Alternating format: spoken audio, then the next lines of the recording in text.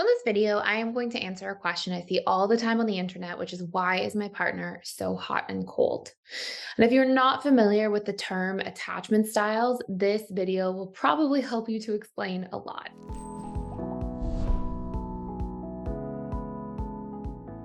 So, first and foremost, the partner that is associated as being hot and cold most frequently is actually the fearful avoidant attachment style, sometimes referred to as the disorganized attachment style. And if you didn't already know, we actually have four major attachment styles. Every single person has an attachment style. And you can think of your attachment style as essentially being the subconscious set of rules that you learn about how to love other people. Our attachment style forms generally between the ages of 0 to 2 years old. And it can actually change because we have neuroplasticity. So, over the course of life, there is potential for our attachment style to change, although it's not that common. Unless, of course, we actually do the work to try to heal and sort of remove different pain points and challenges from our subconscious mind so that we can change our attachment style. But I'll come back to that later on. If you are not familiar, I'm going to go through the different attachment styles at a very high level, and then we'll talk about the hot and cold attachment style the most. So, attachment theory was actually originally the work of John Bowlby and then Mary Ainsworth. And it sort of has evolved over time. And we've created here at the Personal Development School something called integrated attachment theory, which really talks about the subconscious set of rules that are specific and unique to each of the four attachment styles. First and foremost, we have the secure attachment style. And this individual tends to have really secure modeling of relationships growing up. They tend to feel comfortable and safe expressing themselves to others. There tends to be a lot of emotional nurturing and attunement. They feel comfortable communicating and expressing their needs and their boundaries, and they feel comfortable trusting and relying on others as well as allowing other people to rely on them. So because they have an upbringing that really models out these types of behaviors in this type of environment, when they grow older, they are much more likely to be able to maintain and sustain long-term relationships because of this healthy foundation. Then we have three insecure styles, and this is where we're really going to get into the hot and cold partner. On one end of sort of a continuum, in a way, if you will imagine, we have our anxious, preoccupied attachment style. Now, the anxious attachment style essentially grows up with a lot of either real or perceived abandonment. It could be that a parent left and really didn't return to the home, or it could be that there was just a lot of inconsistency. So, let's say, for example, that you have two really loving parents, but they work all the time. And so they're always gone on trips and you're always staying with your grandparents. That will create for a young child this sense of sort of perceived abandonment, like love is here, but it keeps being taken away. And so, what you'll see is this child grows up as an adult to be somebody who's constantly worried about being abandoned. They usually have big fears around abandonment, being alone, feeling not good enough. And they can really struggle to not end up clinging to people or sometimes even accidentally violating the boundaries of others by trying to maintain so much proximity. Now, these individuals as adults are very loving, charming, kind people, but they may struggle with sort of these back to back relationships that never quite make it very far. On the flip side of the continuum, we have our dismissive avoidant. Now, this is the person in relationships that tends to be afraid of commitment. And generally, this fear is actually developed because as a young child, they don't get the emotional attunement and sustenance that they need. They often experience childhood emotional neglect, sometimes combined with a little bit of enmeshment. But as a result of this, what you'll see is the dismissive avoidant attachment style essentially grows up, and because they didn't feel like they were accepted when they had emotions, they didn't feel attuned to from their caregivers, they essentially suffered from this kind of consistent rejection. And this could be because, for example, that both of the caregivers were just overwhelmed with their own lives or just weren't emotionally available people to their children. This could also be because this child had caregivers growing up who would shame emotions, diminish emotions, didn't hold space to talk about emotions. How are you feeling? How's your day?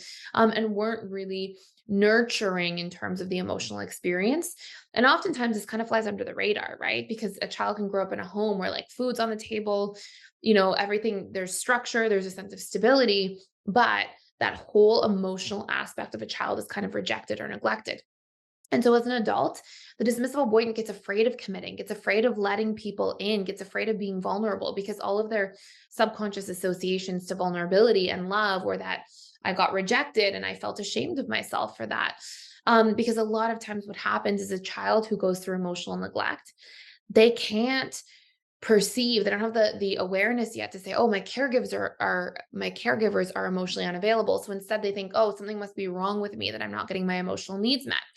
And so they kind of reject themselves, and they don't want to let people see them and get close to them as adults. And so this is often the person who maybe dates around a lot, doesn't really like long-term committed relationships, maybe goes from kind of situationship to situationship, or gets into a relationship and kind of leaves all the time around a year in or so. This tends to be the dismissive avoidant, and they're terrified of really letting people in. Now, the hot and cold partner, last but not least. And by the way, before I tell you the hot and cold partner parts here, please know if you are not familiar with attachment theory or attachment styles and you want to actually go and take an attachment style quiz, we have a free one you can use in the link down below. It gives you access to literally all of the different attachment styles. It talks about it, you get a free report. It only takes like less than 5 minutes to go through. And you'll also get a report that has all the other attachment styles. So you can sort of see like what your loved ones are, anybody you're dating, friends, family members, and sort of make more sense of all of their different patterns, as well as your own, of course. So I'll put that link down below. So the hot and cold partner is often the fearful avoidant, AKA disorganized, right? So we've got our secure, we've got our anxious, we have our dismissive, and now we have our fearful avoidant or disorganized attachment style. They get referred, it's the same attachment style. There's two different names. Sometimes you'll even hear it referred to as the anxious avoidant. So we'll just, for simplicity's sake, say the fearful avoidant. Now, the fearful avoidant grows up in a home usually where there's a lot of wounding. Okay. So there can be like a really bad divorce, lots of fighting, lots of chaos. Perhaps a parent with any sort of personality disorder, like narcissistic personality disorder, borderline personality disorder, histrionic. You can see sorts of, the parents are often traumatized. You can even see dynamics where a parent may struggle with bipolar disorder, right? So there can be, it's not just personality disorders, but we can see these different challenges arise. And as a result of this, and I guess the simplest example I can give is, if somebody grows up in a household where the parent's an alcoholic, okay, let's say dad's not around, mom's an alcoholic. Well, what you would see is, for example, one day the child comes home from school and the parent is drinking and they're really loving because they're in a good mood. They have a few drinks in them. Another day, the parent's drinking and now they become an angry drunk. They drank too much. And the child comes home from school and the parent is really unpredictable and angry and scary. And another day, the parent is sobering up and they're going through withdrawals and they're having a really bad time and they're extremely grumpy and harsh and sometimes mean. And another day, the parent is sobering up and they've come to their senses. They've been sober a couple days now and they actually feel really guilty about their behavior. So they're being extra sweet and loving. Well, in these kinds of cases, you'll see there's like no consistency happening anywhere. With the anxious attachment, right? That sort of fearing abandonment one, they'll often, when their caregivers are there, they're loving. So they can kind of count on that. The dismissive avoidant, when they're in the house with their caregivers, they can kind of count on that the caregiver is not going to meet their emotional needs. So they push the caregiver away to sort of create relief.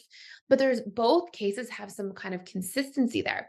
The fearful avoidant, there's no consistency at all. And so this person tends to be extremely hypervigilant. And also, and this is one of the most important parts, and we actually had a student of ours say this in the school the other day. I thought it was beautifully said, is that for the fearful avoidant, love equals love, but love also equals pain. And the tied experience, right, of love as this attachment style is that love is really something beautiful and kind, like when the caregiver is loving or feels guilty or is, in a good mood. But love can also be really scary and confusing and hard to deal with. And so we actually have a young child who grows up into an adult where love is beautiful and love is terrifying. And they have these mixed internal programs about what it means to love, what it means to have needs, what it means to trust, what it means to rely on somebody else, what it means to trust that somebody will stick around. And so what ends up taking place is this person swings from this kind of anxious side to the avoidant side. They sometimes are feeling, safe and comfortable and loving, and other times they can get triggered by things and need, feel this profound need to protect and push people away and hide. And it's because of actually some of the painful baggage that they're carrying from childhood experiences. And so we'll usually see this person is very like intermittently reinforcing. So you'll see, for example, they can be really loving and they can really connect and be really present. And then they can really go missing for long periods of time or really close down. And so there's a lot of big mixed messages that they may give to other people because this is the programming they had about what love looks like. It looks confusing, it looks chaotic, and it's also what they expect from other people. And so the more vulnerable they become, the more scared they become at the same time. And this is our fearful avoidant attachment style. Now, I have many other videos on this channel about the fearful avoidant attachment style, how to heal it, how to better understand the fearful avoidant as a whole. You can take a look through the channel. You can search fearful avoidant. You'll see tons of videos about the different core wounds. Usually they have big core wounds. I won't go into it for too long, but around trust, around abandonment, around being trapped or helpless or powerless, around being unsafe. And they may be quite confident and not show that they feel unsafe, but they can really defend themselves very strongly and have these really exaggerated fight or flight responses, which actually indicates a core wound of feeling unsafe. And they can struggle with, a lot of unmet needs and a lot of sort of fear in relationship dynamics. But all of these things are healable, even though healable is not a word. All of these things are changeable. We can reprogram them. And you're not born with an attachment style. It's programmed into you over time. And we can actually recondition our subconscious mind to create secure output, to have those secure relationships, to become securely attached. So hopefully this answers this question for you. If you have any other questions down below, please feel free to write them in the comments. And if you are interested to learn a lot more about attachment styles, consider hitting like, share, and subscribe down below, and it will help you make a lot of sense of your different relationship dynamics. Thank you for stopping by.